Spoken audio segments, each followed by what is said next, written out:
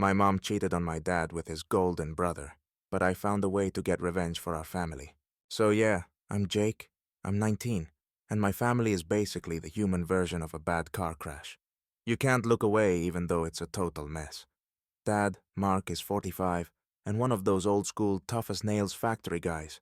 You know, the kind who thinks fixing a leaky sink qualifies as a personality.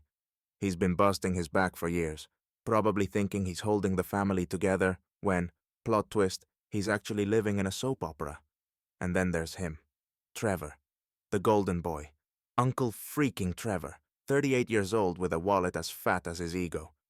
He's the kind of guy who always has a tan, even in winter, and wears cologne like he's trying to choke out everyone in a 10-foot radius. Grandma practically anoints him with holy water every time he visits. He's her perfect baby. Spoiler alert, he's not. Now, Mom, Laura, 43, is a whole different story. She's been acting weird for months. And not midlife crisis weird. More like, why are you touching Uncle Trevor's arm again, Mom? Weird. She's been giggling at his terrible jokes like he's the second coming of Ryan Reynolds. And let me tell you, Uncle Trevor is not Ryan Reynolds. It's cringe. But it wasn't just the arm touching or the over-the-top laughter that had me side-eyeing her.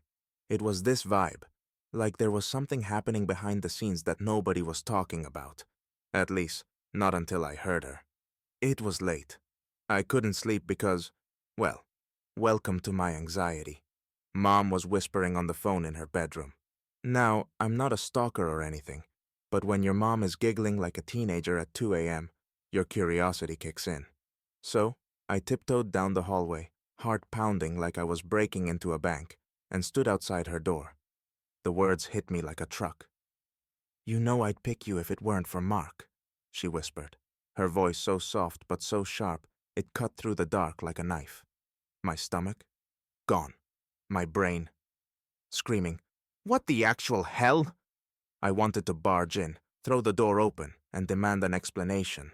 But I froze. It was like my body just noped out, leaving me standing there, shaking like a leaf. I crept back to my room and sat on my bed, staring at the wall. That's when the pieces clicked together.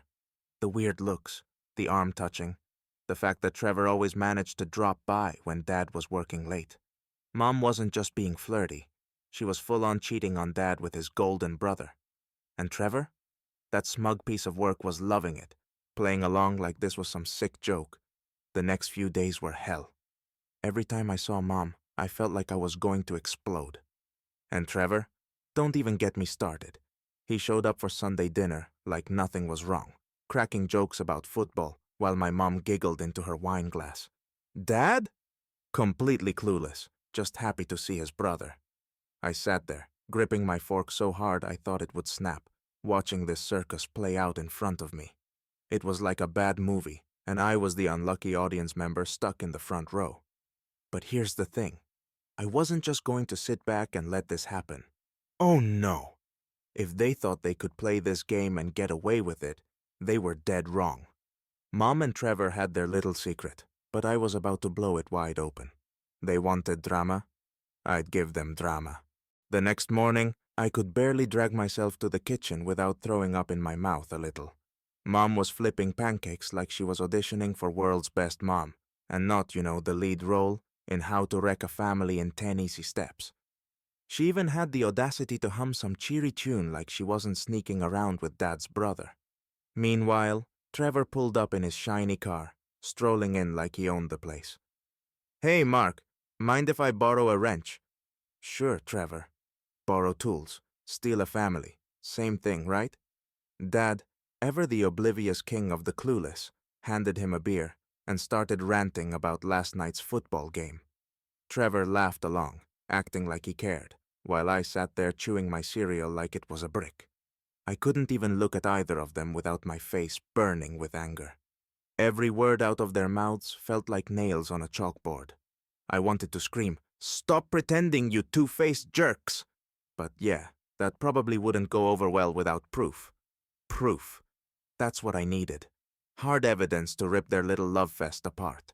So, when Mom grabbed her purse and announced she was meeting a friend for lunch, I knew I had my chance.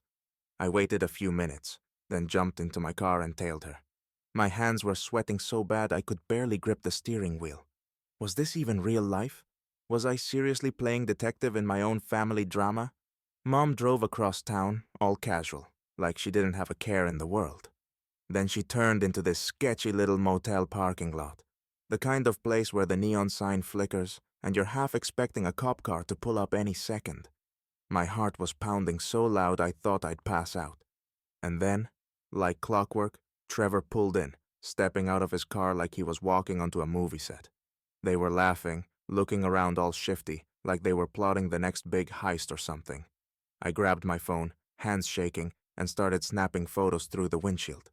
My stomach churned as I watched them hug, all smiles, before they slipped into one of the rooms. I just sat there, staring at the door like it was going to explode. My mom, my uncle, together. I felt like I was trapped in some twisted reality show that no one asked to watch. What the hell was I supposed to do now? Call Dad, burst in and start a screaming match, or just sit here and let it eat me alive? Whatever the answer was, I knew one thing. Things were about to get messy. I spent the next few days spiraling. Every time I looked at Dad, I wanted to scream. Every time I saw Trevor's stupid face at family dinners, I wanted to throw a plate at him. But I kept quiet, biding my time. I needed to hit them where it hurt. Then I got an idea. Trevor had this massive 40th birthday party coming up, and the whole family was invited. Perfect stage for the ultimate revenge. I started working behind the scenes, printing the photos I took and writing anonymous letters to key family members. Trevor and Laura's little secret, they said, with just enough detail to make people suspicious. On the night of the party, I watched the room like a hawk. Mom and Trevor were acting normal, which made me even angrier. But as people started finding the letters tucked into their party favors, the mood shifted. Whispers turned into stares, and stares turned into gasps. Trevor looked confused at first, then panicked when he saw his wife, Ashley, 35, storming toward him, clutching one of the photos. "What the hell is this?" Ashley screamed, shoving the picture in Trevor's face. The room went dead silent. Mom turned pale, and Dad, clueless until that moment, grabbed the photo from Ashley's hand. His face went from confusion to heartbreak in seconds. "Laura," he croaked. Mom tried to deny it, stammering something about Photoshop, but Trevor, the genius he is, blurted out, "It's not what it looks like." Smooth move, golden boy. Dad lost it. He lunged at Trevor, fists flying, and it took 3 people to pull him off. Meanwhile, Ashley threw her drink in Mom's face and stormed out, yelling something about lawyers. By the end of the night, Trevor's reputation was in shreds. Mom was crying in the driveway, and Dad was packing a bag. The family was officially broken, but for once, it wasn't my fault. I walked away from that party feeling something I hadn't felt in weeks. Peace. They'd betrayed us, but I wasn't about to let them get away with it. Some families are built on love. Mine, on revenge.